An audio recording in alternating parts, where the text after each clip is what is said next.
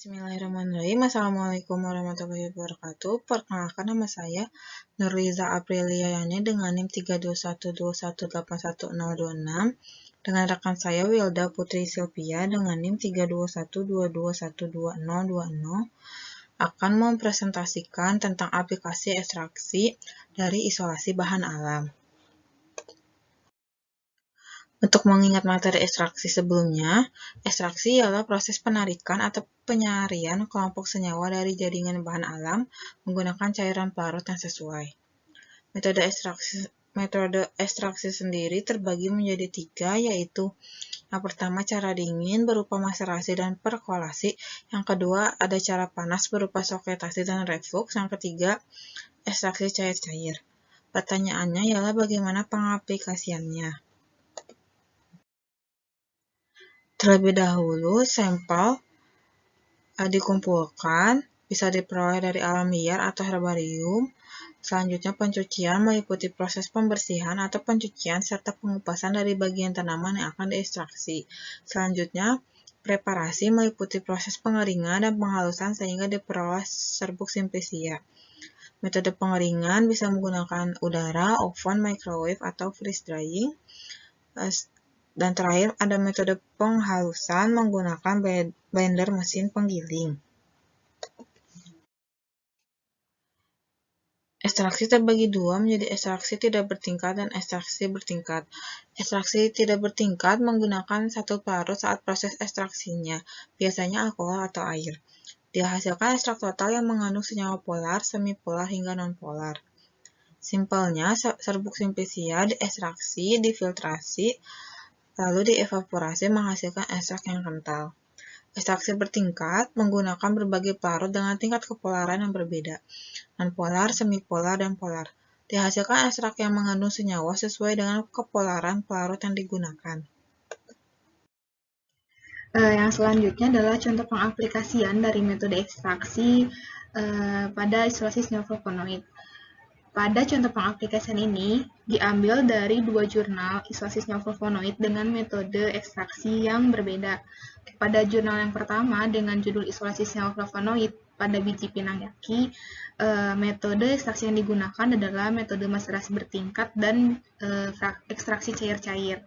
Nah, alat yang digunakannya ada botol kaca, gelas ukur 1000 ml, gelas ukur 100 ml, corong pisah, kertas saring, oven, mes ukuran 65, dan juga rotary evaporator. Sedangkan bahan yang digunakan adalah ada biji buah pinangki, pelarut N-heksana, metanol 80%, etil asetat, dan juga air.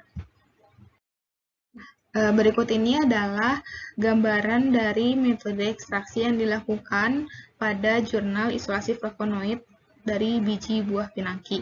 Yang pertama meliputi preparasi di mana biji dipisahkan dari kulit dan daging buahnya, kemudian dikeringkan menggunakan oven pada suhu 40 derajat Celcius. Nah, biji yang telah kering dihaluskan dan dilakukan pengayakan menggunakan mes 65 sehingga diperoleh serbuk biji buah pinangki. Nah, serbuk biji ini kemudian dilakukan maserasi dengan menggunakan pelarut N-heksana. Nah, maserasi yang dilakukan ini adalah maserasi bertingkat. Bisa dilihat pada tahap pertama, maserasi yang pertama ini dilakukan N-heksana, sedangkan yang kedua adalah metanol 80%. Artinya, biasanya maserasi bertingkat ini dimulai dari pelarut yang nonpolar, kemudian digunakan pelarut yang kepolarannya semakin meningkat, hingga digunakan pelarut yang polar. Nah, serbuk biji awalnya dimaserasi dengan N-heksana yang merupakan pelarut nonpolar selama 1x24 jam. Nah, biasanya proses maserasi ini dilakukan dengan perbandingan antara simplicia yang digunakan terhadap pelarutnya ini adalah 1:10. Setelah proses maserasi selesai, dilakukan filtrasi, di mana filter N-heksananya dipekatkan dengan menggunakan rotary evaporator sehingga diperoleh ekstrak N-heksana.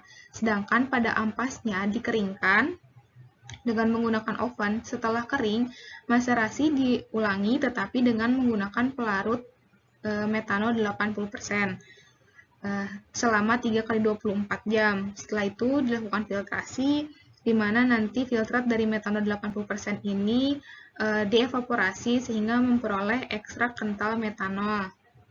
Nah, ampasnya ini dipisahkan Kemudian nanti ekstrak kental metanolnya dikeringkan dengan menggunakan oven pada suhu 40 derajat Celcius selama 24 jam sehingga diperoleh ekstrak kering. Nah, dari ekstrak kering ini nanti akan diproses lebih lanjut, di mana sejumlah 73,8 gram ekstrak kering ini ditambahkan dengan 100 ml air hingga larut, kemudian dimasukkan ke dalam corong pisah untuk dilakukan ekstraksi cair-cair. Nah, ekstraksi cair-cair ini juga dilakukan secara bertingkat, yang pertama dengan pelarut N-heksana yang merupakan pelarut nonpolar. Perbandingan antara larutan ekstraktor dengan pelarut yang digunakan ini adalah 1:1. Maka pelarut N-heksana yang ditambahkan adalah 100 ml. Setelah ditambahkan ke dalam corong pisah, dilakukan pengocokan, kemudian didiamkan beberapa saat hingga terbentuk dua fase. Fase atasnya itu nanti adalah fase N-heksana dan fase bawahnya adalah fase air. Maka fase N-heksananya ini diambil, kemudian dipisahkan dan dipekatkan menggunakan rotary evaporator sehingga diperoleh ekstrak N-heksana. Sedangkan pada fase airnya ditambahkan dengan pelarut yang kepolarannya lebih tinggi dari N-heksana tadi, yaitu etil asetat dengan perbandingan yang sama, yaitu 1:1. Maka ditambahkan 100 ml etil asetat terhadap fraksi air tadi. Kemudian dilakukan pengocokan lagi, didiamkan beberapa saat hingga terbentuk dua fase. Nah, fase bawah merupakan fraksi air dan fase atas adalah fase dari etil asetat. Nah, fase etil asetatnya ini diambil, kemudian dipisahkan dan dipekatkan dengan menggunakan rotary evaporator sehingga diperoleh ekstrak dari etil asetat. Nah, dari ekstrak-ekstrak yang diperoleh ini biasanya akan dilakukan identifikasi dengan menggunakan kromatografi lapis tipis untuk mengetahui target flavonoid yang akan kita isolasi ini berada pada ekstrak mana. Nah, pada jurnal ini ekstrak etil asetat adalah ekstrak yang akan diproses lebih lanjut untuk mendapatkan isolat flavonoid. Pada jurnal yang kedua dengan judul Isolasi dan Identifikasi Flavonoid dari Daun-daun Daru, ini terdapat sedikit perbedaan pada metode ekstraksinya, di mana pada jurnal ini digunakan metode soklet, kemudian maserasi, dan juga ekstraksi cair-cair. Alat yang digunakannya ada rotary evaporator, botol kaca, perangkat alat soklet, dan juga batu didih. Sedangkan bahan yang digunakannya ada serbuk daun-daun daru, pelarut kloroform, etanol 70%, etil asetat, dan juga air. Berikut ini adalah gambaran dari proses ekstraksi dan juga fraksinasi dari isolasi flavonoid dari daun-daun daru, di mana daun-daun daru yang telah dikeringkan, kemudian dibuat menjadi serbuk, dibungkus dalam kertas saring, dan dimasukkan ke dalam soklet yang telah terhubung pada kondensor. Nah, ekstraksinya ini menggunakan pelarut kloroform dan proses sokletnya dilakukan selama 2 kali sirkulasi. Kemudian filtrat dari kloroformnya ini nanti diambil dan dievaporasi sehingga diperoleh ekstrak kloroform. Sedangkan ampas dari proses soklet tadi diambil kemudian dikeringkan. Setelah ampas kering, dilakukan maserasi dengan menggunakan etanol 70% selama 3 kali 24 jam.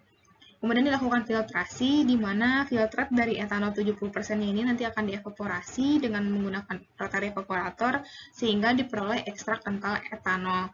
Dari ekstrak kental etanol ini ditambahkan 15 ml air hingga larut, kemudian dimasukkan ke dalam corong pisah dan ditambahkan dengan etil asetat dengan perbandingan 1:1 terhadap larutan ekstrak. Nah, proses ekstraksi cair-cair ini dilakukan pengulangan sebanyak 3 kali, kemudian fase etil asetatnya dikumpulkan menjadi satu, kemudian dievaporasi dan didapatkan ekstrak dari etil asetat. Nah, ekstrak etil asetat inilah yang selanjutnya menjadi target untuk diproses lebih lanjut sih untuk mendapatkan isolat dari senyawa flavonoid. Sekian dari kelompok kami, mohon maaf bila banyak kekurangan dan kesalahan. Terima kasih. Wassalamualaikum warahmatullahi wabarakatuh.